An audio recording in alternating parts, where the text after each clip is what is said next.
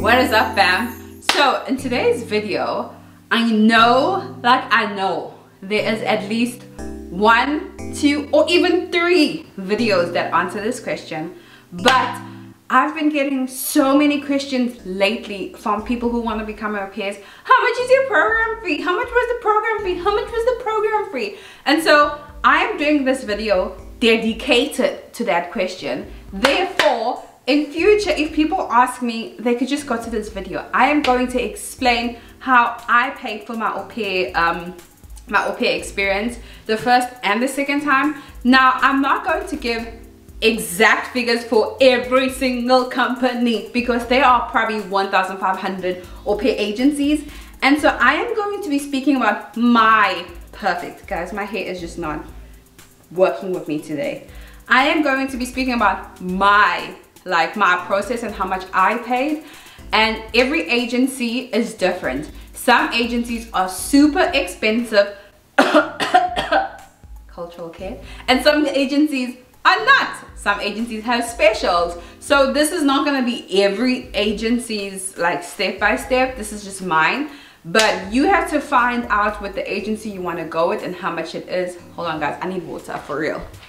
Okay, I'm back. You have to find out with your own agency, like how much it is, or the agency you choose from. Also, I have a video showing like the 10 legit agencies that I think people should go with. That way you guys don't get scammed.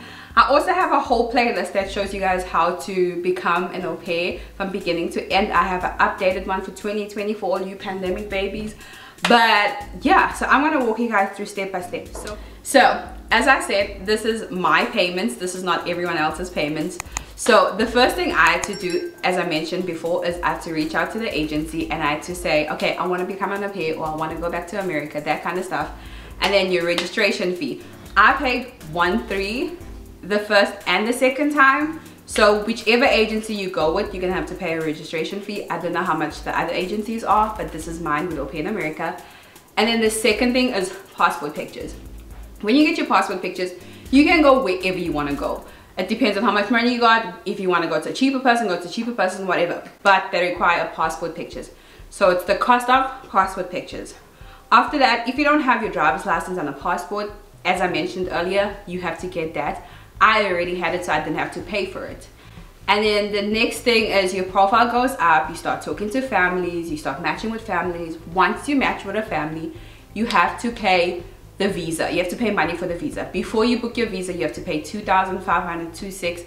However, it is 2022. Inflation has happened, so it could be more. Don't quote me and say Angel said the visa is this much. Different agencies, so it could be more, it could be less. I don't know. Find out for yourself from the agency. And then after the visa process, with my agency, 10 days before you leave, you have to pay the au pair agency fee.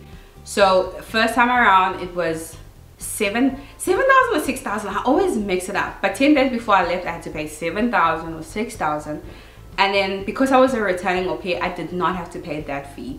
And then what else did I have to pay? Also, when you come, you have to come with like spending money. They tell you convert some rands to dollars to have spending money for the first week. However, the second time around, I didn't do it because the first time around I did it. And when I came, I didn't spend that money because I was like, first week, where am I going to? What am I buying? That kind of stuff. I came with all my toiletries already, so I didn't need stuff. So, excuse me, I didn't need it second time around, to be honest with you. However, if you feel like you want to splurge the first week, or you want to buy stuff when you're in the hotel, that kind of stuff, then go ahead. But I, second time around, didn't buy stuff because I remembered first time around that I still had all that money until I got paid. And then, what else did I pay for? I'm trying to think. So I paid for registration fees, my visa pictures, which is like the passport pictures. Oh, police clearance. You have to, so while you're doing your profile, you have to get a police clearance. Before you even like match with families and your profile goes live, you have to get a police clearance. The first time around, got a police clearance from the police station. It was like 75 rand, 85 rand there. However, it took longer that time. So when the second time around came, I got it from a private company, like a private investigation company. There are a bunch around South Africa. Just Google.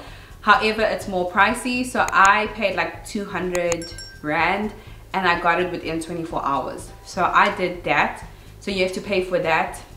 So yeah, just do the math. Like, this is just a rough estimate, and no, this is my payments, but it can be a rough estimate for you as to how much you will pay. And then if you want to do the New York tour bus situation, then that is like extra. That like, and also not every agency does this. I think only my agency does this.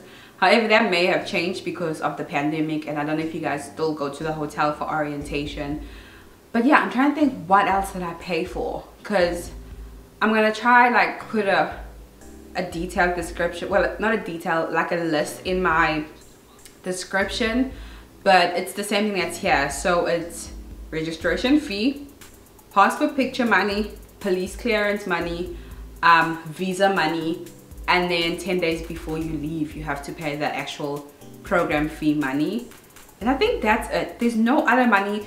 You should not be sending money to host families. Those are all scams. If your agency says, hey, we found a family for you, can you send this family via PayPal, via Bitcoin, no, you don't send any monies to host families.